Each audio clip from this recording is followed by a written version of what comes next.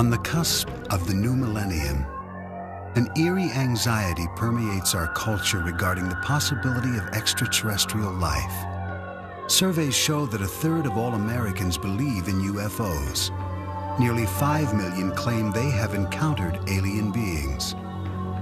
Scientists remind us that these fantastic sightings are unconfirmed and unconfirmable. Skeptics insist that the people who make these claims are either deluded or they're exploiting the controversy for personal gain. And yet, the people who say they've had these experiences remain loyal to their stories. Stories which capture our attention and reflect a deep hunger to believe that we are not alone. In rural Kentucky, a man recalls his family's supposed shotgun battle with aliens in 1955. A UFO investigator describes what she believes to be a face-to-face encounter with an alien. Just a mile from New York City, dozens of people hold the stories of UFOs and extraterrestrial visitations in a public park. And finally, a biblical scholar explains his belief that 6,000 years ago, all of human civilization was influenced by visitors from outer space. The notion of extraterrestrial life, fact or fiction? Or can it only be described as unexplained? In 1955, Kelly, Kentucky, 70 miles north of Nashville, Tennessee, was a peaceful farming community. On the evening of August 21st, deep in the Kelly countryside, a party of 10 people reported a wild encounter with aliens.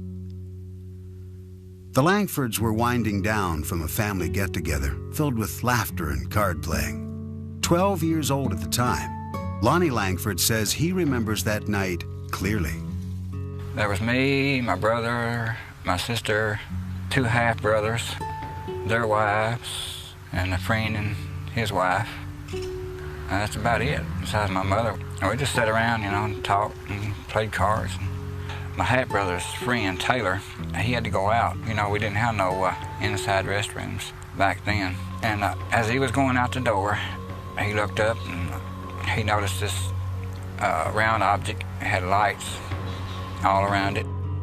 The Langfords' guest raced inside to tell the others what he had seen. They all thought he was joking. The card playing went on, uninterrupted. Finally, everyone turned in for the night, everyone except Lonnie's mother. She was just laying there awake with her eyes open and looking out the living room window, and saw this this object standing there. She screamed, Everyone jumped out of bed, and Lonnie's brothers grabbed their shotguns. He saw little creatures 3 foot tall, webbed feet, webbed ears, big eyes, hands that were web shaped like. They were silver, had silver uniforms, no noise, no sound, no talking. They was just there. I don't know why. Lonnie and his family watched the creatures float through the air as his brothers fired their shotguns. They say some bullets knocked the aliens over, but that to everyone's horror, the strange beings got back up again, unscathed. Everybody got roused up, started hollering and screaming. Lonnie's brother headed outside with his shotgun. Just as he was going outside, one of them grabbed him by the hair of the head, and then he jumped on out in the yard and, shot at him. Lonnie Langford said he and his family watched in terror as these glowing beings circled their home. When his brothers finally ran out of ammunition, they brandished their flashlights. The beams illuminated the sky, and to the family's surprise, the silver creatures quickly retreated into the darkness. They wasn't trying to hurt nobody. They wasn't trying to hurt us all. I think they was more scared of us than we were of them. But I was really scared. I'm just telling you the truth. Is Lonnie Langford telling the truth? Or is his story nothing more than a twisted memory from a family gathering gone awry? What we do know is that on the same evening, other residents in the area had reported what they believed to be meteor sightings. accompanied by a strange, machine-like hum. When the Langfords reported their sighting, police officers, state troopers, and even soldiers from the nearby Fort Campbell Army Base arrived to check it out. Kentucky State Trooper Russell Ferguson investigated the incident. He found no physical evidence to substantiate the Langford story. The only thing that we did find was the family there, rather disturbed, very emotional, and swearing that something had occurred in the way of small, silver-looking people with big eyes and big heads trying to get into their house. UFO investigator Philip Imbrogno finds the Langford family's story compelling. He thinks they may indeed have encountered extraterrestrials.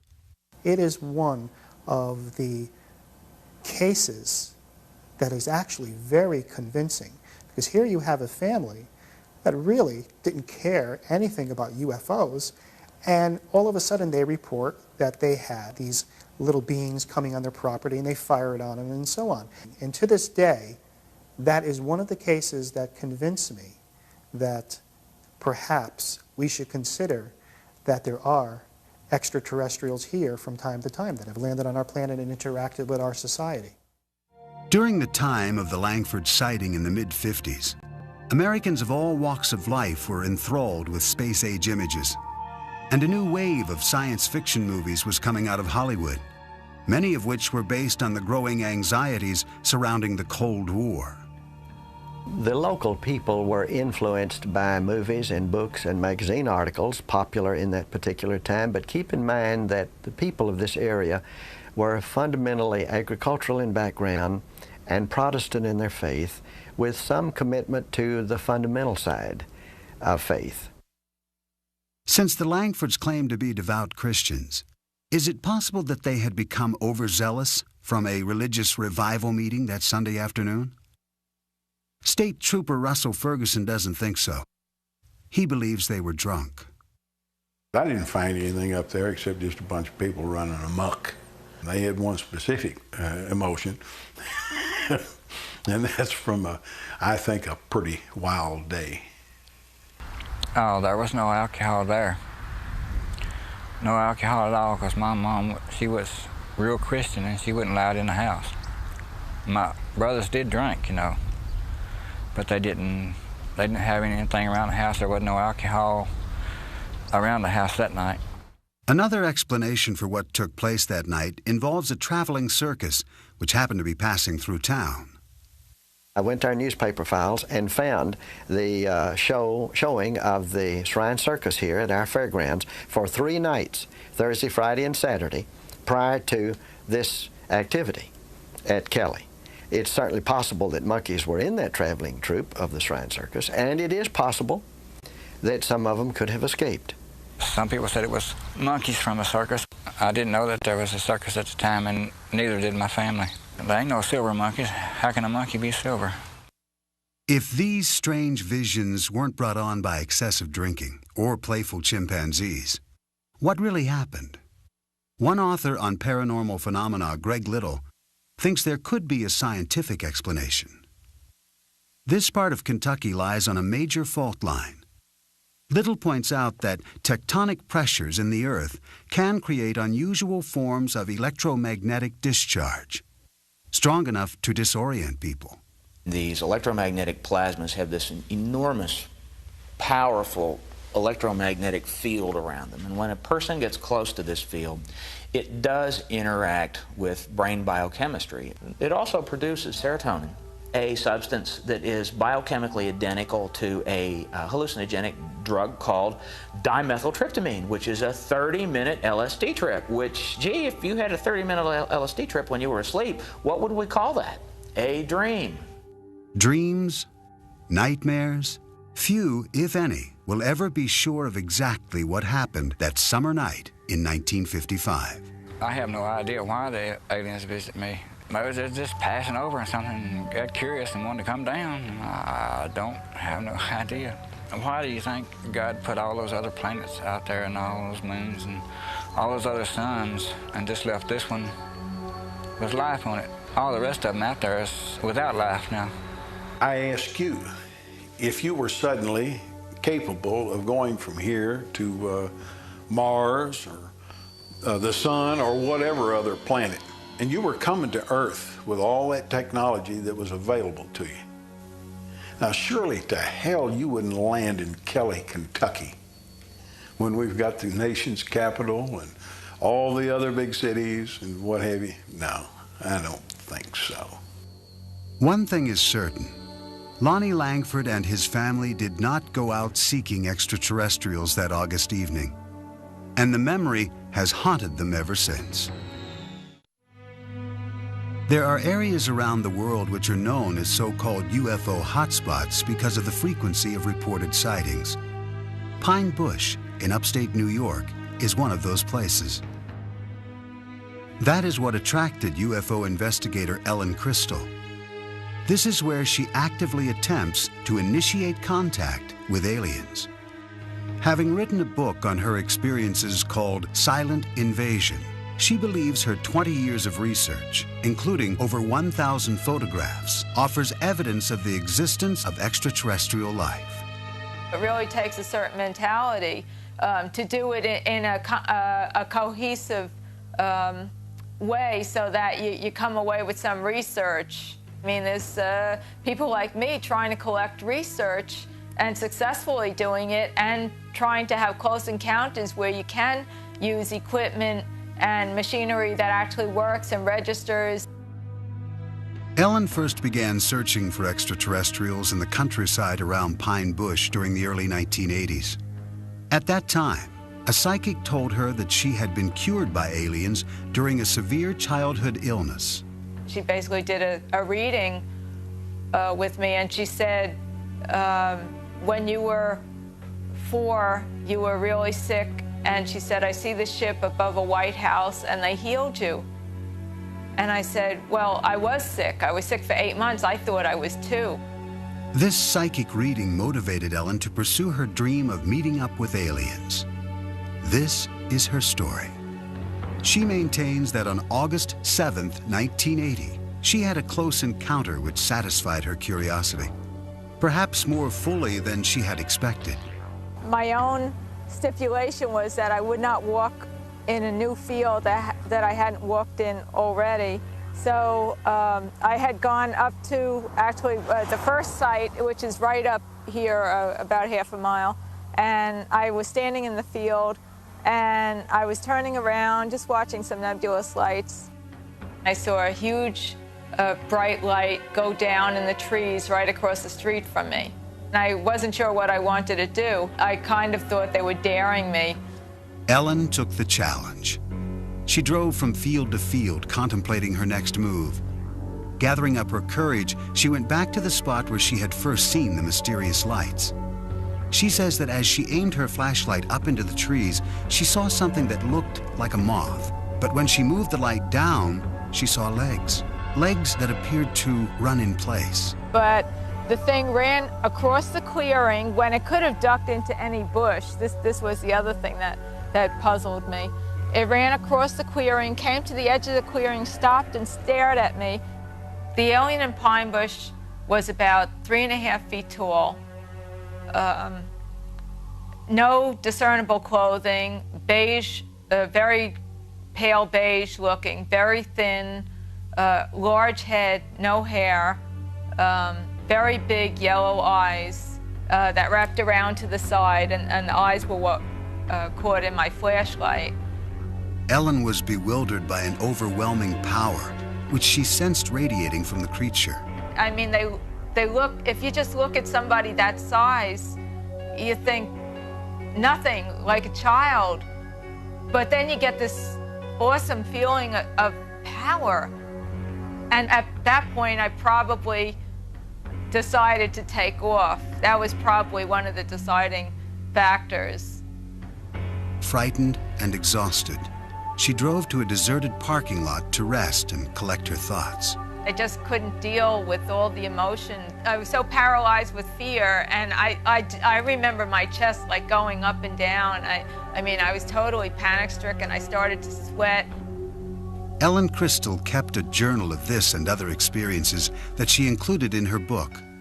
As part of her research, she has developed elaborate theories all her own about why these aliens have come to Earth. I think that the aliens have a problem. I think they have a really terminal physical problem. I think the only reason that aliens would be coming here on such a massive level would be if they have a terminal physical problem, and that essentially equates to reproduction, that they may be a race on the edge of extinction.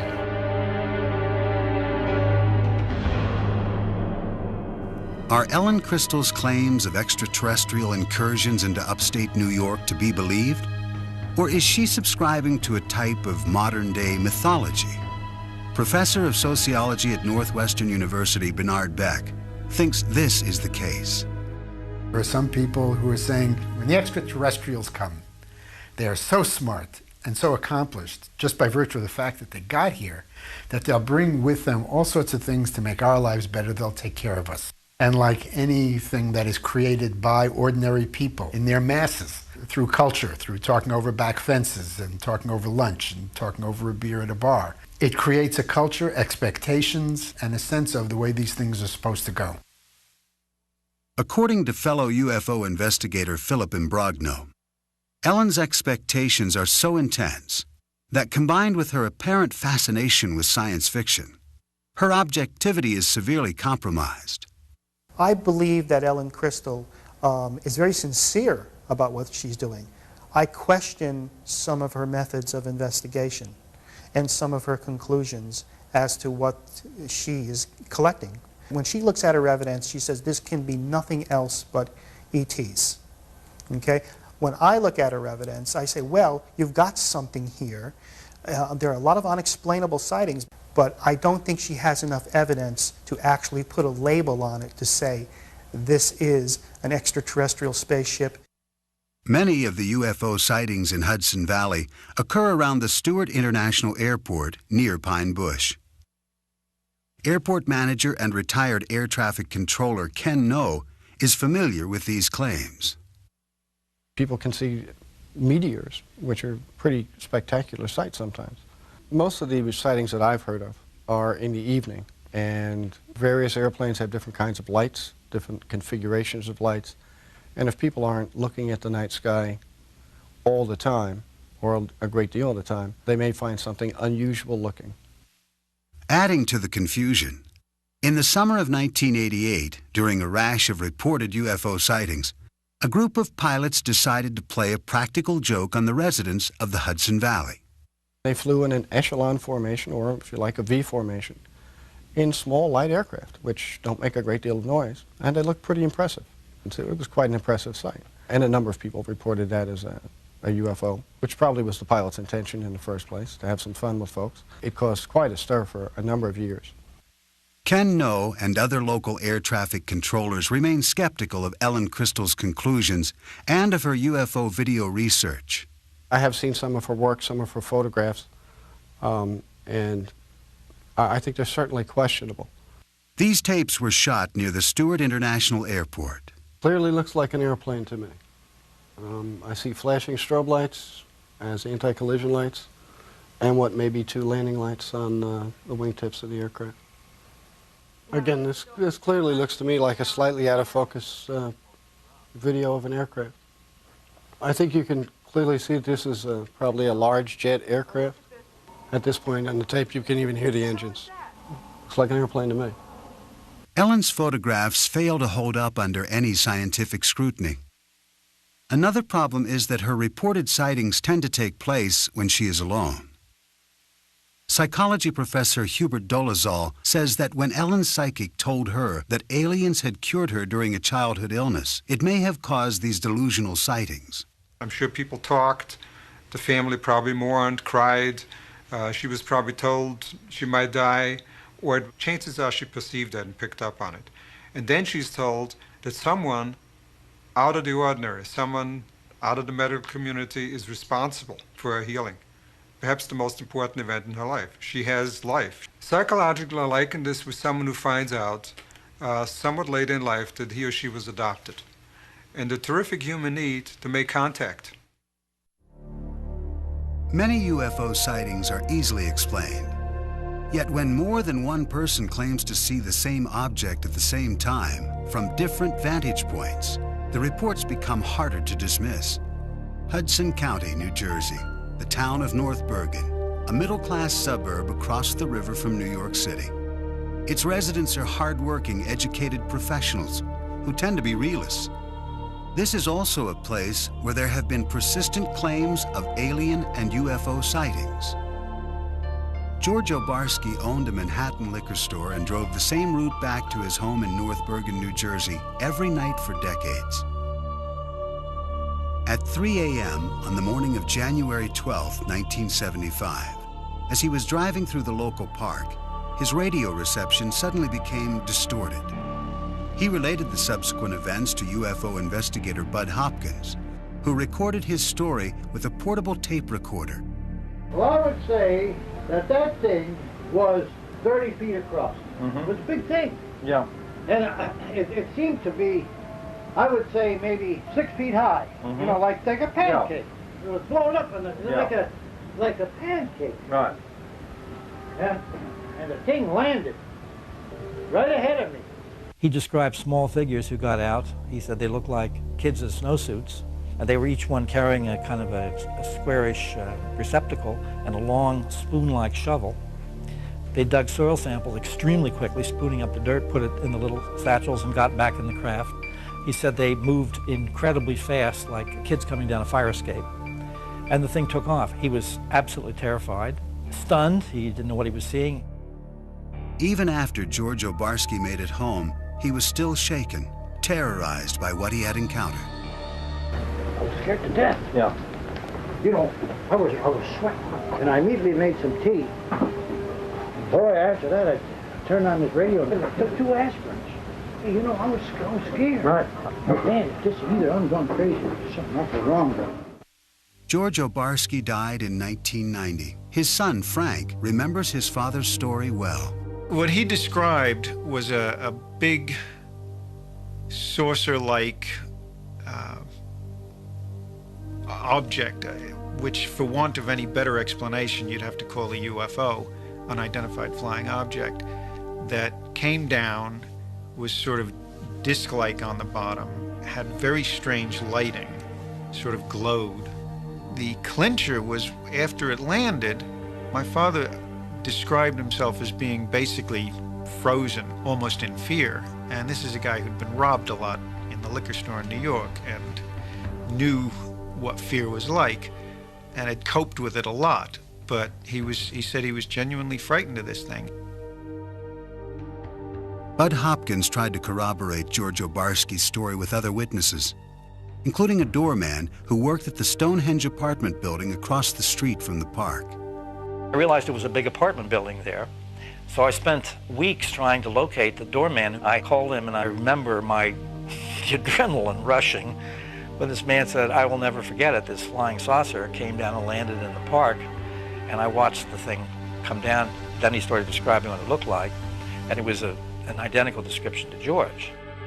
After writing about Obarski's story in the Village Voice newspaper, Bud Hopkins kept looking for other possible witnesses. One family came to light afterwards. They were living about 5 blocks away, seeing this object coming down the street, maybe 40 feet up, slanted.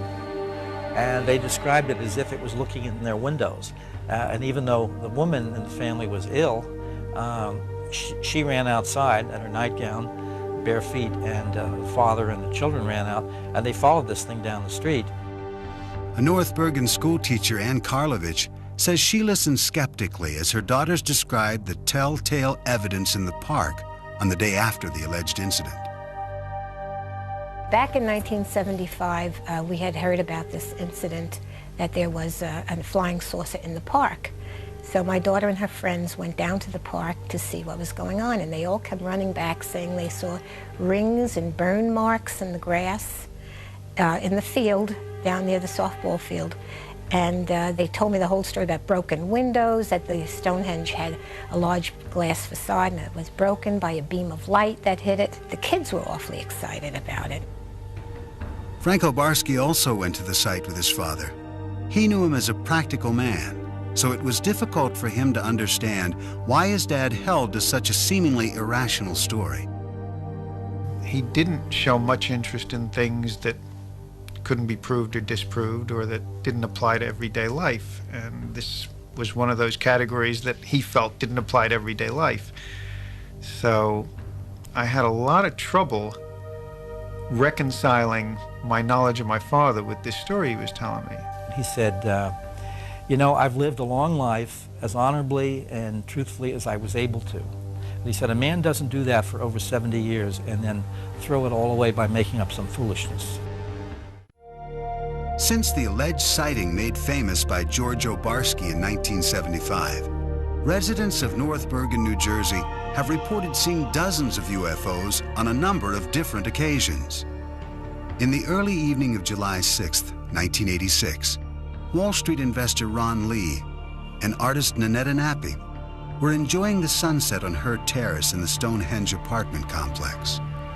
I just said, what the heck is that out in the sky? I was just staring out and I saw something that was unidentifiable to me. And Nanetta and I looked at it and it wasn't moving. It didn't have any sound. And we just followed it with our eyes and tried to guess what that could be.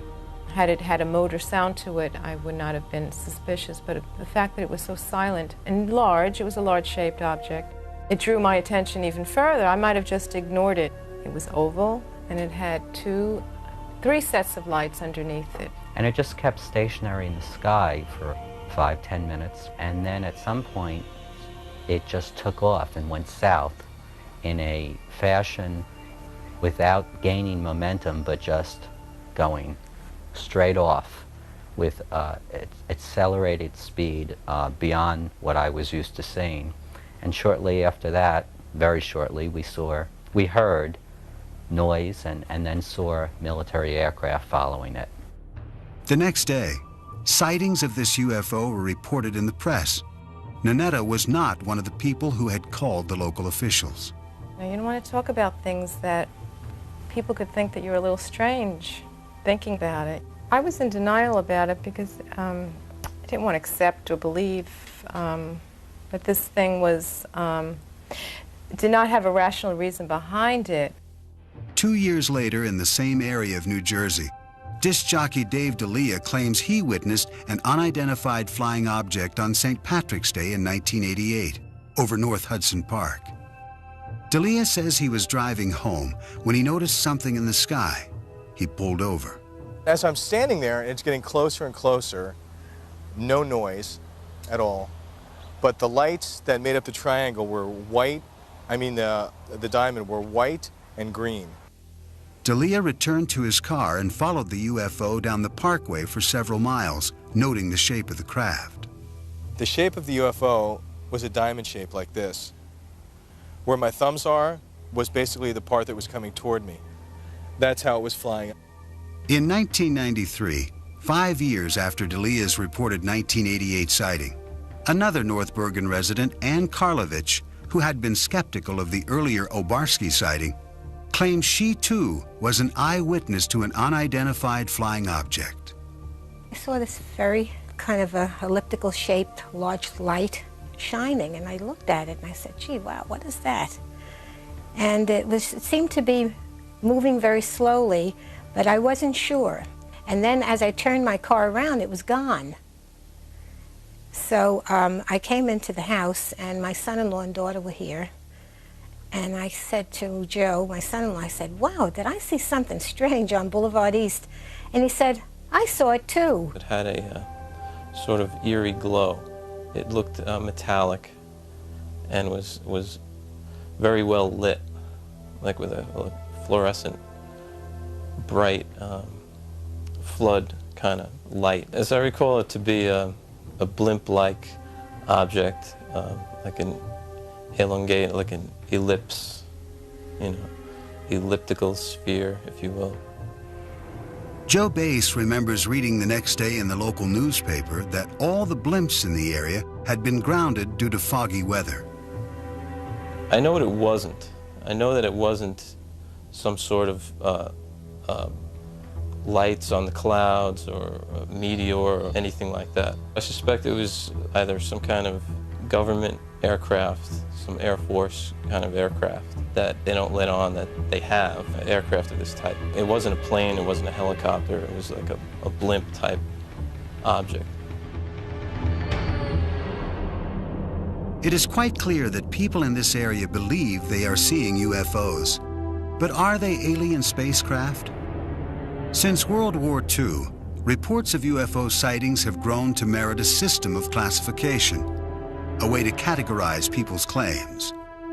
This method was developed by an astronomy professor at Northwestern University, J. Allen Hynek.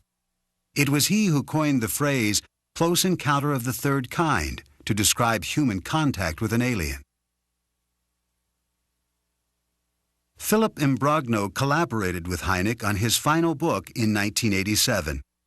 They collected accounts of East Coast sightings, which Imbrogno says number into the thousands. As I began to investigate more cases, I began to realize that I was just touching the tip of the iceberg. Actually, in a period of 5 years, there were 7,000 sightings. Now, they were made by people who are pillars in the community. Police officers, pilots, lawyers, educators, scientists, executives from major corporations, all saw an object that they considered to be larger than a football field flying overhead. Psychologist Hubert Dolezal maintains that UFO believers are mistaken in what they think they are seeing. What we're looking at is a perceptual phenomenon where the background information is either dark conditions or dusk conditions, and where there's very little visual structure against which the object appears. Add to that the question of, does this person have myopia, nearsightedness, and astigmatism, suffers from any other kind of visual defect?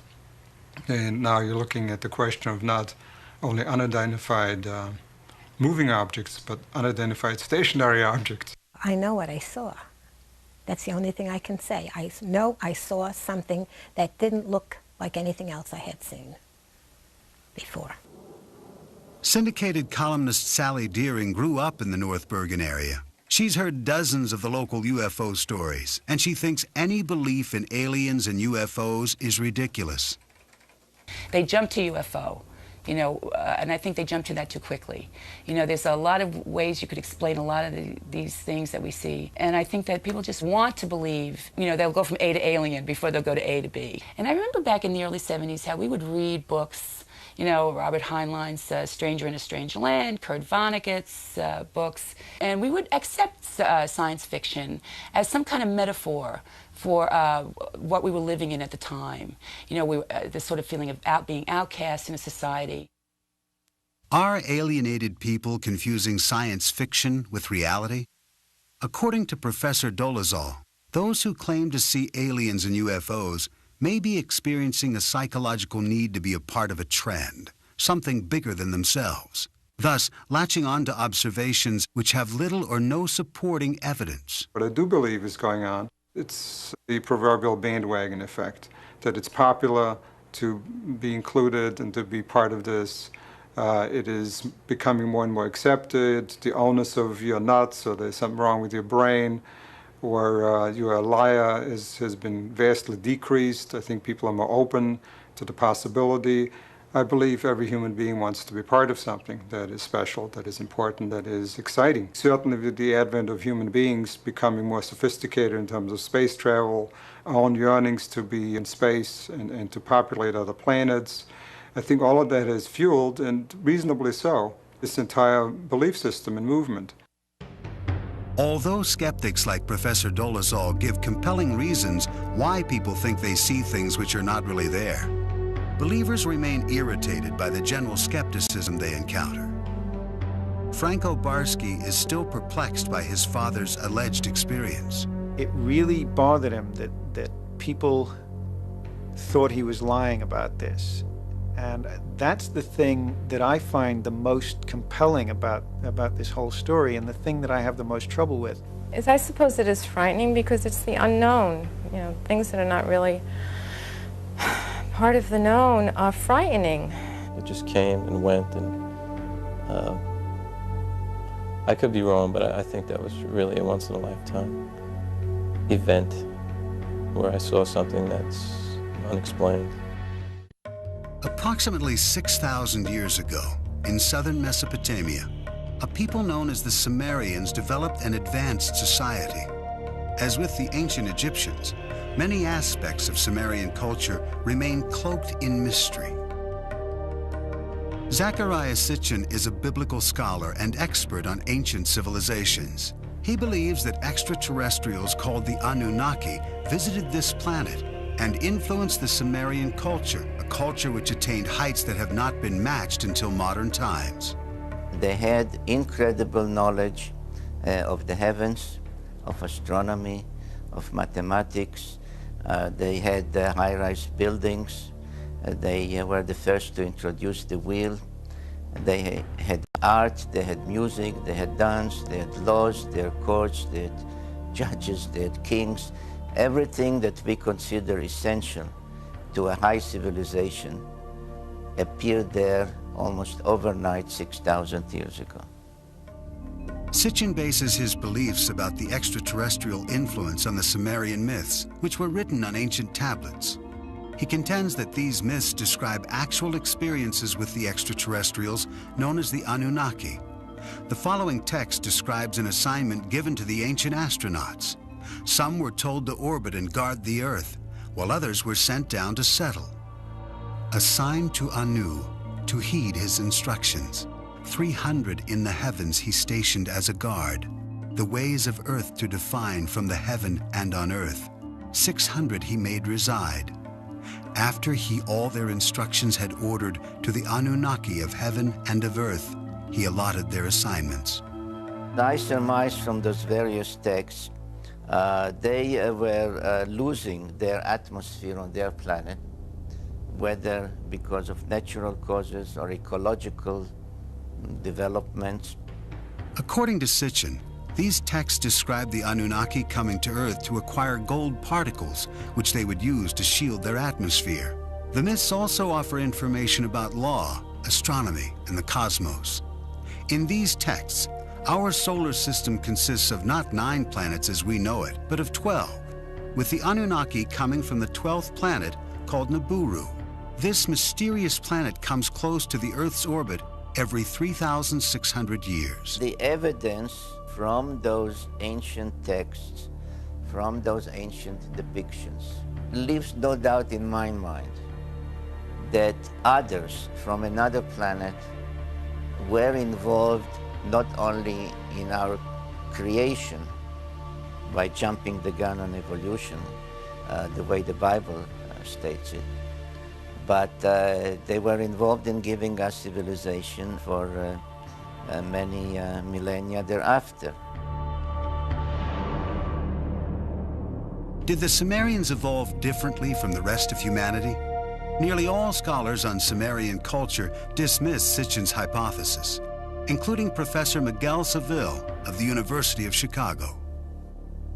In my experience, there is nothing in the evolution of the culture in southern Mesopotamia that cannot be explained by the normal evolution of culture in general. Professor Seville maintains that the Sumerian mythological texts are nothing more or less than what they appear to be, myths. He doubts Sitchin's ability to accurately translate these texts. The author mixes languages and explains one form of a language by another, and sometimes he seems almost incapable of recognizing whether a word is Sumerian, Akkadian, or Hebrew. Not only do scholars of cultural anthropology like Professor Seville differ with Sitchin's 12th planet theory, there are astronomers who argue against its very premise. I don't think that such a planet would be able to elude our detection for any real length of time, given what we are able to do now, as far as telescopic observations and gravitational studies and so forth. As far as traveling here, I personally don't see any reason why our particular star system would be any more interesting than any other. Of course, new planets are still being discovered, and NASA experts have recently made claims of microfossils on Mars. These findings have led most natural scientists to concede that there is a distinct possibility of life evolving elsewhere in the cosmos. My guess is that if life forms, it forms on the surface of the planet. You have to have a certain temperate climate.